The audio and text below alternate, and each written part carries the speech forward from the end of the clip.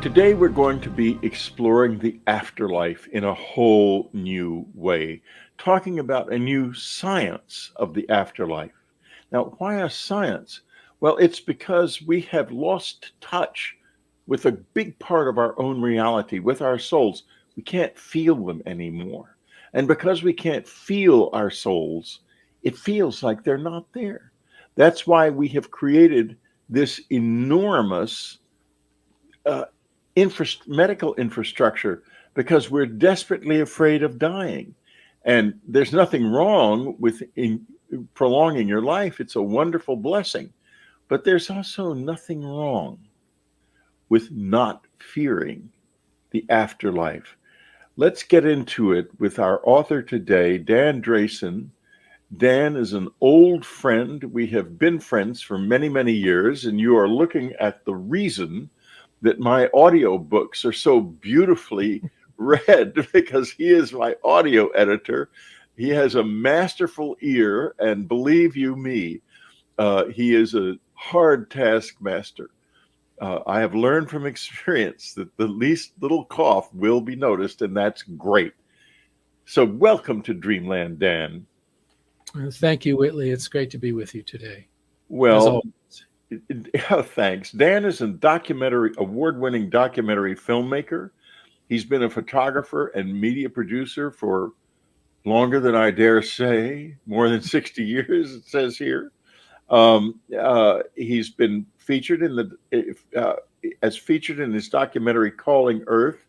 He's been actively investigating the field of afterlife communication through traditional mental and physical mediumship, as well as modern electronics, certainly ever since I knew you. And that's at least 30 years, Dan. Wow. So here we are with a new science. Time goes by, doesn't it? Dan, it does. It does indeed. Now, let me ask you this. Let's start, as we often do with a new guest, at the very beginning. Something very special must have sparked your interest in the afterlife. Why? What did? Well, it's a combination of many things. I've always been fascinated with what goes on beyond the veil, as it were. And I should explain that from my perspective, what is the veil? To me, the veil is simply our senses, our physical senses, which are tuned to a very, very narrow slice of the spectrum of reality. They're suited to our functioning in the physical world, and that's fine. But there's so much beyond that. Our sciences, even our physical sciences, although they haven't actually extended our senses, they've sent us an important message that there's more.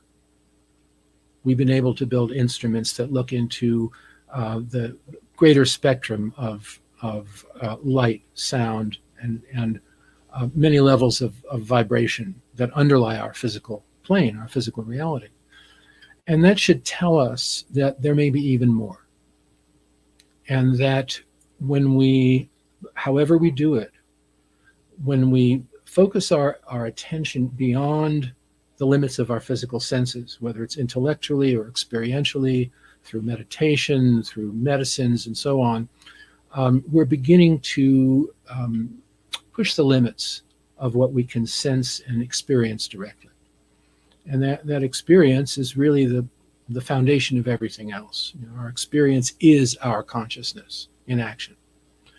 And so that's been my attitude. And I've felt that, always felt that our scientific methods and our scientific attitudes can help us expand our horizons and be more willing and more comfortable with extending our sense of reality. Now, this, for me personally, began really in my childhood, when I experienced a number of precognitive dreams. And I couldn't explain it, I couldn't understand it, but it was sufficient to let me know that in the theater of life, stuff goes on backstage. That there are aspects of a greater reality that we're not normally tuned into or privy to. That led to an interest, and I was born in the early 1940s. I just turned 81 last year. I can hardly believe it myself. No, Um, I know the feeling. but right. So anyway, I grew up in the days before the curtain had come down on the UFO question. Back in the 40s, it was quite a respectable topic of discussion. And there was actually, I grew up on the East Coast in New Jersey, and there was a radio broadcast, a newscaster named Frank Edwards, who every evening would broadcast the news. And he would also give UFO sighting and landing reports, which was, it was no big deal then. It was a really fascinating, interesting topic that was in the news. This is before the curtain came down in the 1950s. So that caught my attention. Here was another aspect of reality that we couldn't explain, or that was socially or politically taboo. That piqued my interest. I became very avidly involved in the field of UFO investigation. Over the years, I had a number of sightings and interesting experiences myself. And that led, or that fueled a more sort of avid interest in what actually is going on now that we are that we may have inklings of, but that our culture and our society and our established religions and so on have in a way, they've sort of cluttered our perspective. And so one of my disciplines, you might say, is to try to see through as much of that as possible. Now, regarding the afterlife in particular, this came up for me in the 1990s when I met a fellow named Mark Macy, who lives in Boulder, Colorado. Mark, excuse me, had just written a book about instrumental transcommunication, which is the communication from the afterlife through modern electronics. And I was, frankly, a bit skeptical at first. But then I started to study the topic, met people who were practicing this as a discipline and as a means of communicating with their departed loved ones, and found that it was quite a legitimate practice and highly evidential, because it's quite physical and can't be denied. So later, I teamed up with my co-producer, Tim Coleman. We traveled across the United States and to several European countries to produce 2 documentary films. The first one is called Calling Earth, and it focuses on the practice of communicating with the other side through electronics, mostly from the other side to us through electronics. The second film was called Skoll, the Afterlife Experiment, and this documented an experiment that took place in the late 1990s in a tiny English village named Skoll. It's about a half-hour northeast of Cambridge, in which 2 couples, for a period of 5 years, held sessions totaling 500 sessions over 5 years, in which they communicated with a team on the other side, and they and this team worked together to produce experiments that would allow those on the other side to manifest images and sounds and physical objects that could be recorded or preserved for further analysis. And this experiment, the Skoll experiment, was documented in several books. It was in the press, and Tim and I made this documentary, the only documentary, as far as I know, that's ever been made about it. So these were the 2. In the course of making these films, of course, we met many people who had been doing some really fascinating work in all these areas. And that eventually led to my somewhat reluctantly writing this book, A New Science of the Afterlife. I've been hoping you would write a book for many years, as you know. Yes, well, thank you. It's as I say in the intro to the book, writing is a tough grind, at least for me. And so I'm glad I pushed through it and managed to get this out middle of last year. One of the worst places in the world is the empty page. 10 o'clock in the morning, I turn on my computer and there it sits, the empty page. Right. But then again, when the pages are all full, then it's a beautiful experience. Now, I'd like to get into a little bit more about we'll go back to the skull experiment in a few minutes, but I would like to get a little bit more into the EVP, the electronic aspect of it. And the reason, of course, is, as you know, the implant in my ear. And I believe we corresponded when the two men came here about a year and a half ago and explained to me how the implant worked and how to use it. And they came at 4 o'clock in the morning. One of them was familiar to me for some unknown reason. The other one was not, but they mentioned at the time that it had been developed by a man named Konstantin. They pronounced the name Rodive. And I thought, it took me a while, and I realized it was Konstantin Rodive.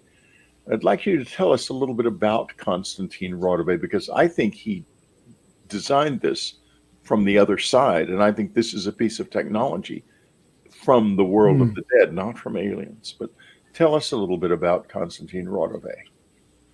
Well, it's Konstantin Raudive. Oh, God. I'm not even going to go there. No. He spoke 6 languages, including English, German, Latvian, French, etc. He was a remarkable man, lived in various European countries, died in 1974. And he was one of the most successful and prolific experimenters in the electronic voice phenomenon. The phenomenon was actually, as far as we know, discovered by a Swede, a man named Fredrik Jurgensen, who was well known in his time as an actor and a documentary film producer and even an opera singer, a multi-talented gentleman who, with the introduction of the audio tape recorder in the late 1940s and early 50s, he acquired a portable recorder. And one night he was out recording nocturnal bird sounds for a documentary he was working on. And when he played back the tape, in the silence between the bird sounds, he heard faint voices discussing nocturnal bird sounds. And this got his attention. At first, he kind of dismissed it as, well, maybe the machine was picking up a radio station, and there happened to be a discussion about nocturnal bird sounds at the time. But then shortly after, he heard on one of his tapes the voice of his deceased mother calling him by his childhood nickname, Friedel. And this really got his attention. He realized at this point that something out of the ordinary was going on. He began to experiment and almost devoted the rest of his life to this work of trying to improve the quality of these transmissions and so on. He then was visited by Konstantin Raudive, the gentleman we've been speaking of. Raudive worked with Jurgensen for a while and then went off and did a lot of his own experiments. He published a book and actually a phonograph record called Breakthrough, which you'll hear part of in my film, Calling Earth, in which a number of his electronic voices from the other side have been reproduced. And some of them are quite impressive, I must say. Anyway, Raudive passed on in 74. And then, as happens with a number of these experimenters who pass over, they then show up in the work of their colleagues. So Raudive then his voice began to show up in the work of other people who were doing electronic voice work with tape recorders, and also directly through radios tuned between stations. And some of his communications are also quite impressive.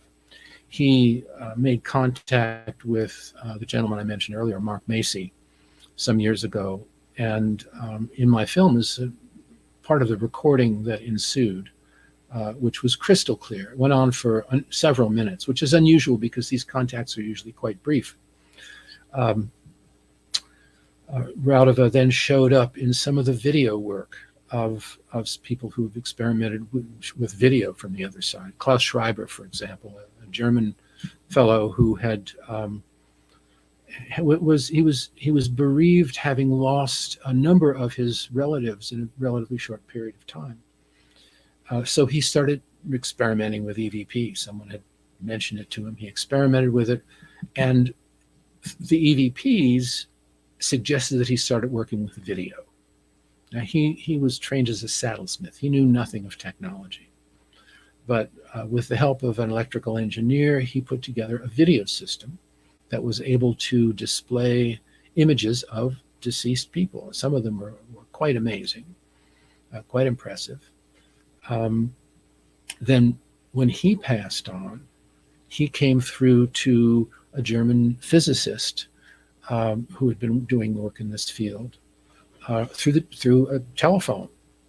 He made a number of interesting and perfectly clear telephone conversations, which were recorded, and you'll hear those in my film as well. What enables or impedes these communications is unclear to us.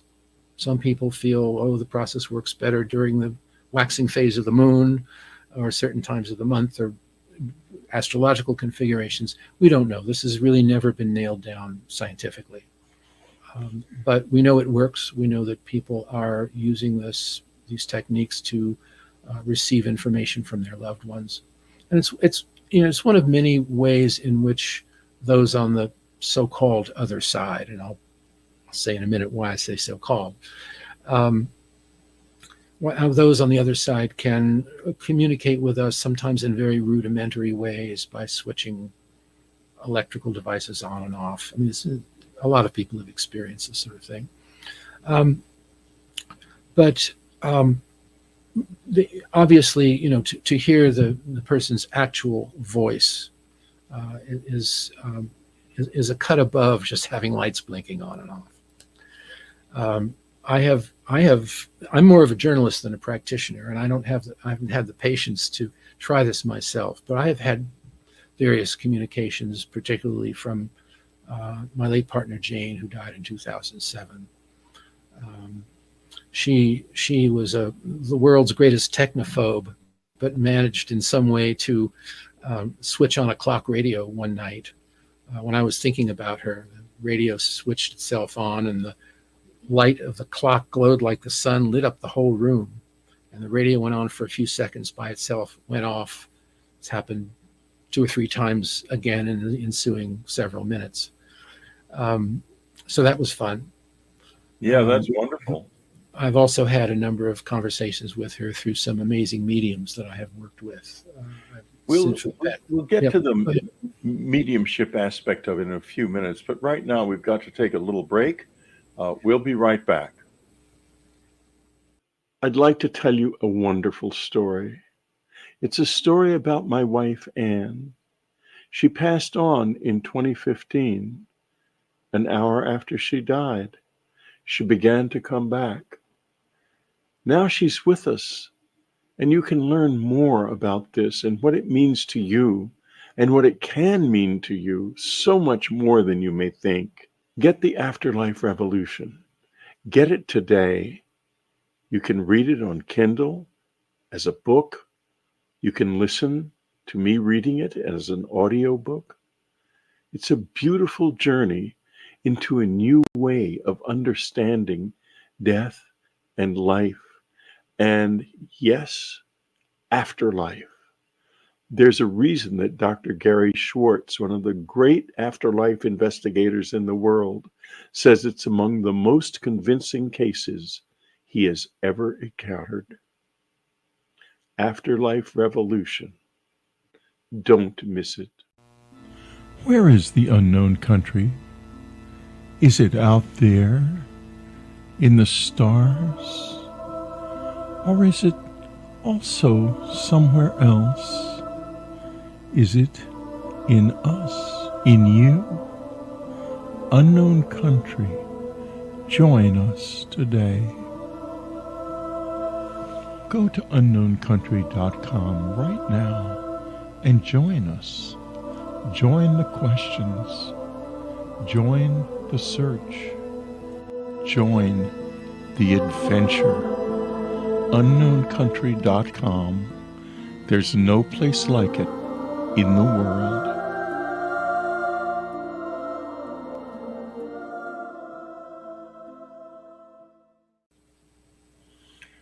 We're talking to Dan Drayson. His book, A New Science of the Afterlife, Space, Time, and the Consciousness Code. The great value of this book is its groundedness. When you read this, you realize this almost has to be true. In fact, I'd say you realize it has to be true. There is someone there. There is an afterlife, and we're going there. And what do you think? You must, I mean, you've just admitted a disturbing truth about yourself. You're 80 years old. Let's face it. You don't 81. Oh, 81. Well, I'm good. I'm farther behind you than I thought. I'm very relieved. In any case, you're going to pass over soon. I mean, someone with a long lifespan like ours, I can look back 40, 50 years easily in detail. And believe me, I know that I can look back a lot farther than I have left. And so can you. So what does the idea of passing over mean to you personally now, Dan? Well, I can hardly wait. I'm so glad you said that. I feel exactly the same way. You know, I've had a number of encounters where the veil between the worlds collapses. And one happened 2 nights ago. And I had been saying, in efforts to communicate with Anne, with my wife, that, are you still with me? And I'm not hearing from you much. Mm-hmm. And then I had what I think could be safely described as one of the vividest of all lucid dreams. And it was complex, but it began with Anne running up to me and throwing her arms around me, throwing her legs around me. Anne was rather short, and she could have done that easily. And it was so powerful. I mean, it was a physical experience. I reeled back from the power of her striking me. It was really something. And I thought to myself, what is this veil between the worlds? Why is it so faint? Mm-hmm. Because it's actually, is it that we are blocking out this reality? Or tell us about this, what I've become to regard as the strangest thing of all, mm-hmm. that we are not in direct contact with our dead. Well, I have my own particular perspective on it. And that is, strange as it sounds, I believe we are already in the afterlife. That our awareness itself is part of the fabric of what we call the afterlife. I actually I'm not fond of the term afterlife particularly, because it's like that tail you pin on the end of the donkey. It's a little extra thing that you tack on to what's really real. But I think one way to look at this is that we are already on the other side, and that we're just looking through these bodies and these eyes. One sort of crude metaphor might be, imagine a submarine commander looking through his periscope. And in that metaphor, our bodies would be the top of the periscope. We have this limited range of vision and input, but the operator who's behind all of this can operate it to some extent and direct it and so on and receive information through it. And if the periscope were to be damaged or shot off or whatever, the submarine commander would remain happily in his submarine. And perhaps it's an inverted metaphor, but I think something like that is how it really works. That in the subtitle of my book is has to do with the consciousness code, and I had a little fun with that in the book. We're going to discuss that in a bit. Yeah. Right. And it's like our world is full of codes, DNA codes and other, and intentional codes, encrypted information and so on. But basically a code is something that represents something behind it. And, our culture's take on consciousness is, well, maybe it's something mechanistic, part of the brain's functioning and so on. And certainly the brain is involved as a channel, as a mediator of our experience. But the consciousness itself is sort of hidden behind our culture's set of labels about it. In fact, who we are, looking through these eyes and through our senses, is our essence, our soul, our consciousness, our being. And the physical aspect is just a convenient channel of experience, you might say, but it's not the whole thing. And we know that even ordinary people who haven't had experience of mediumship, as they approach their death, they can often see through clearly to the so-called other side, and realize that it's in continuity to our experience of life. It's not really a separate domain. It's just at a higher frequency, you might say, which may be metaphorical or literal. I suspect it's literal. That as in physics, as we know, everything comes down to energy. And a lot of it comes down to energy at different frequencies. And when you're locked into a particular band of frequencies, it's hard to send or receive outside of that band. But it seems to me that interfacing from our physical point of view, interfacing with the afterlife, communicating with the afterlife, involves, to one degree or another, a kind of a relaxation of our boundaries, our beliefs, and all these things that make our physical lives workable and convenient, but aren't really well suited to communicating and interfacing with the greater reality. I don't know if that makes sense, but that's how I put it to myself, at least, and how I've tried to communicate it in this book. Well, I think it makes a great deal of sense. I think that we are in a very interesting situation, and the idea that the body is a sort of periscope gets me to the question of evil, because there would be souls over there peering through these periscopes who were damned evil. I'm like, what gives with someone like Hitler? What is that? You would think that it would be quite different, but it's so violent and so chaotic, and it suggests to me that there may be more than meets the eye here. Oh, you know what we can do before we start talking? We can dispense with the second break at last. So, Free Dreamlanders, we'll be right back. Have you ever read Communion? Or have you never read Communion? It's out in a new edition. Very powerful, a subtly new cover that reflects the fact that the visitors are now looking back at us, because they truly are. You can get it from the unknowncountry.com store as a Kindle, as a beautiful, sumptuous paperback, or as an unabridged audiobook read by me.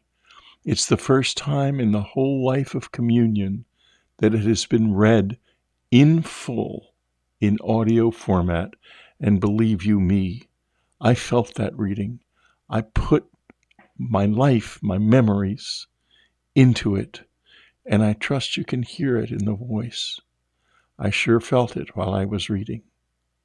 So get Communion, listen to it, read it, Communion is of central importance to all of our lives. UnknownCountry.com subscribers have access to a vast treasury of information. Listen to what Dr. Robert Schoch said. He's an expert on the past, and for that reason, he also knows a great deal about the future. We are re-entering, as you say, a debris field, and when you have a debris field like this, it enters the solar system. It energizes the solar system as you have things going into the sun. Even clouds of dust particles, for instance, it will energize the sun. It will destabilize the sun. This is what we saw at the end of the last ice age in approximate terms, about 13,000 years ago. And just in the past few days, more enormous meteors have been sighted, and this goes on continuously, more and more every year. We live in a time of great change in a world that doesn't like to look at things as they are. UnknownCountry.com offers extraordinary information, a vast archive that you cannot find anywhere else. Subscribe today. Help keep this website going, because without you, there is and can be no us. Go to UnknownCountry.com right now. Click on the subscribe tab. Get started. Before the break, we were just about to talk about the problem of evil. What about evil souls and using bodies to penetrate into this world? Why would a thing like that even happen? So go ahead. You were about to say. It's something that I haven't given a lot of focus to lately. I would say that my sense of it, there may be more than one answer to the question. On one end, or perhaps at one extreme, there may be souls who consciously have incarnated to do a dirty job in order to precipitate certain crises that are necessary for our collective evolution. That's one theory. The other side of it would be the incarnation of souls that have simply not evolved beyond the framework of what we call human ego.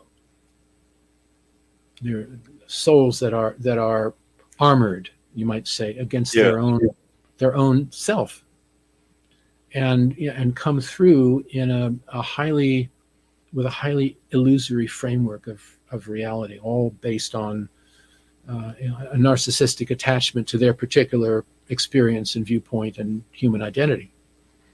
I honestly can't judge, who's who or what motivates a given individual.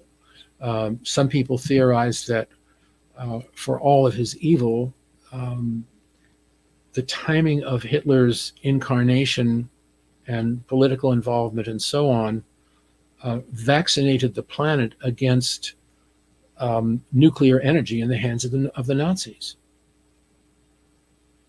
That's an interesting idea. No, that's fascinating. I don't know. I can't judge this. These are, this may be rationalizations. There may be an element of truth to them. It hasn't been a focus of mine, let's say. But you're also implying that there may be a level of if you will, consciousness or understanding of the mechanisms that are at large in the world that is governing this in ways that we wouldn't expect. Like it could be that these things are experiences that have a value, that the wars and so forth do something to build many souls. That, in other words, people are they need this kind of thing in order to evolve in some way. I don't know, but there's so much that we don't know. I'd like to go on now to the skull experiment And before we do that, folks, I would like to remind you that I've interviewed on this program twice a physical medium called Stuart Alexander.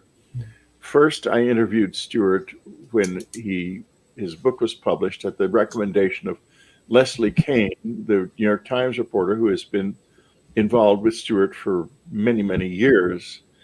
And he is certainly a very effective physical medium, because the second interview came after I visited his seance, which is private, and they rarely have guests, which tells you something about his motives as well, because not only is it private, nobody pays anything. And so he's not in it for the money. He does, on rare occasions, he does public demonstrations, but I don't think he's done one in years. So it's not really that. And at that demonstration, then this is, Dan, just so you know, is a classic, like late 19th century mediumship situation, where there's a table and there are spirit trumpets and drum sticks on the table and bells, something right out of 1895. Now, the spirit trumpets came to life before my eyes and began to fly around the room, and they flew up near the ceiling down. And I thought to myself, this has to be impossible. I'm seeing no matter how extraordinary it looks, it has to be some kind of a trick. Whereupon the spirit trumpet, there was only one of them flying around at that point, came in front of me, moved itself up against my nose and went rubbing me up and down. And I realized it's rubbing itself in my nose. It is literally, and then I thought, no, this is no magic trick. This is real. And there were many things during the course of that night that were beyond belief, and they happened. And Leslie, of course, has seen much more, even to the extent of seeing individuals who are identified as from the other side coming physically into the room and actually sitting down in a chair in the room in the presence of everyone. So the other world is there. It exists, and not only that, it can manifest in certain ways in the physical world, which gets me to the skull experiments, which is a marvelous story. Well, that's a hard one to follow. Oh no, it's not with the skull material. The skull material trumps it all the way. I tried to tell that story so that people could understand this is not theoretical, and it's not fake. It's not magic tricks. We're talking about something real. A lot of this show is about empowerment, and this is intended to empower you. So go ahead. Let's get deeply into the skull experiments. Well, the skull experiment was an attempt to bring physical mediumship up to a new level and to do it in a new way. The traditional sort of mechanics of physical mediumship involve ectoplasm and so forth, which you're familiar with. That can then form itself into physical form, physical shapes, and so on. Can allow individuals to materialize and so on. Skull experiment, in their words, was an experiment in just using energy, not ectoplasm. And of course, energy can mean many things, but that was how they put it. I think we'd better do a little aside. And can you explain for our listeners what ectoplasm is? I know what it is and you know what it is, but I'm not sure everyone does. Okay, ectoplasm is a sort of cottony matter that is said to be emanated by a physical medium during the seance. And what it's made of, I don't know. Some people say it's made out of water vapor. Some people say it's been analyzed in this and that way. But whatever it is, it has the capacity to take form I've for seen this the duration of the seance. And sometimes those forms are very convincingly solid and look nothing like cottony clouds. very, very, very solid. How the energy in the skull experiment worked, I don't think we have language for, but it worked. Basically, the location for the experiment was a particular house in this tiny town of Skold. You'll see it in my documentary, which is said to have been located at the intersection of two ley lines. Now, ley lines are said to be flows of energy in the earth, again, that our contemporary science can't detect with its instruments, but individuals can be sensitive to, apparently. So the location was important. The work was done in the house was built in the 1600s. It had this wonderful old dark brick cellar below ground, which was an ideal venue for this experiment. It was very quiet. Other energies, including radio broadcasts and so on, were very much attenuated and minimized in that environment. And the key to the experiment was the cooperation of two teams. The mediums on this side, two couples actually, 4 individuals mainly, and a group on the other side that was organized by a Victorian lady named Emily Bradshaw, who lived in the 19th century, and a team of people with various specialized talents, engineers, photographers, and so on, who had passed within the past 100 years or so. And they were from the British Isles, North America, and India, mostly English-speaking countries. And they each had their own specialties. One, for example, was talented at making his voice come out of thin air in the room, not through the mediums. Others had talent of producing photographs on sealed rolls of film, both photographs and whimsical puzzles and diagrams and all kinds of information on these sealed rolls of photographic film. You'll see this in my documentary. And the whole thing was very lighthearted. There was a lot of humor, a lot of conversation back and forth, and let's see, there are other things such as apports, objects which were apported. This is the language of mediumship is French influenced. C'est l'apporter. These objects were brought apparently from distant places in space and time, and simply dropped onto the seance table, the session table that they had in their cellar.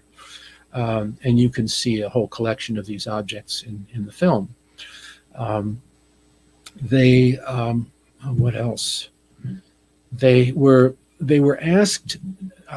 The spirit team asked the Skull group not to have any electrical devices in the room, not to have any electric lights, not even infrared, which they said would impede their work. So most of this work had to be done in pretty much near darkness. They took great pains to eliminate fraud and faking by having dim luminous tabs attached to every movable object in the room. Everyone wore luminous bands around their wrists. That's how Stuart works too. Mm-hmm. And I have to ask you this. Why is it necessary for it to be so dark? Well, according to the spirit team, they wanted as little amount of spurious energies of any kind in the room, whether it was radio communications or visible light or even infrared light. Now, they made some exceptions in the course of doing certain experiments, and they would allow, for example, they allowed a 35 millimeter film camera into the room for some of the photographic experiments. At one point, they allowed them to bring in a VHS videotape camera for some of the other experiments, and you'll see some of the results in my film. And there were some one tape recorder documented every one of these sessions continuously, and another small cassette type recorder was used, only its amplifier was used to bring voices through from the other side. And in one instance, I should mention, by the way, that the experiment, which ran for 5 years, was monitored for 2 years solidly by a team of 3 investigators from the British Society for Psychical Research. And these were well-educated, skeptical guys who know all the tricks that fake mediums can pull. But they gave the experiment a clean bill of health. And one of them, who was an electrical engineer, at one point asked the spirit team, well, how can we improve the reception of this particular device? And so what came through on the next roll of photographic film was a diagram indicating how they might improve the effectiveness of this device. And on the end of the film were the initials TAE. So the investigators from the SPR sent away to the Edison Memorial Foundation to get a sample of Edison's actual signature, and it matched. Oh my goodness! Through on the film, right? Edison's right. Still active, right? And in one of these films, they got a long poem, ran the full length of the film, that was signed W.W. William Wordsworth, and they found that this was actually a variation on one of his most well-known poems. So it goes on and on and on and on. Do you recall? Ruth, I think. Ruth. Oh, yes. Okay. But it wasn't a literal copy of it. It was a variation on it. Which I think was interesting. Our free listeners are about to leave the show or behind forever, perhaps not forever. And can you tell us a little bit more about the film and where we can see it? Well, the Skoll film is called Skoll: The Afterlife Experiment. And there's an abbreviated link for it. It's bit.ly/SkollMovie. SCOLEMOVIE. It's bit.ly/SkollMovie. And that will get you there. It's on Vimeo. Well, I'm going to read a couple of lines from Ruth, even though this is a variant, I understand. This is it's a rather long poem. So, through dream and vision did she sink, delighted all the while to think that on those lonesome floods and green savannas she should share his board with lawful joy and bear his name in the wild woods. And I think that captures a little bit of the magic of what we are speaking about, which is the magic of being human in this wonderful mystery. I can tell you from experience that as soon as Anne reached the other side, the first thing I felt from her was a burst of great happiness.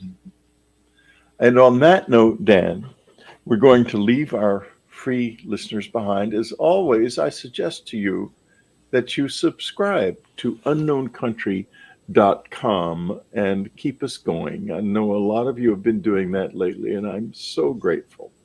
More of you could do it, because we have on this show 100,000 listeners, a few video viewers, a couple of thousand, but most of you are listening now, and that's a big podcast.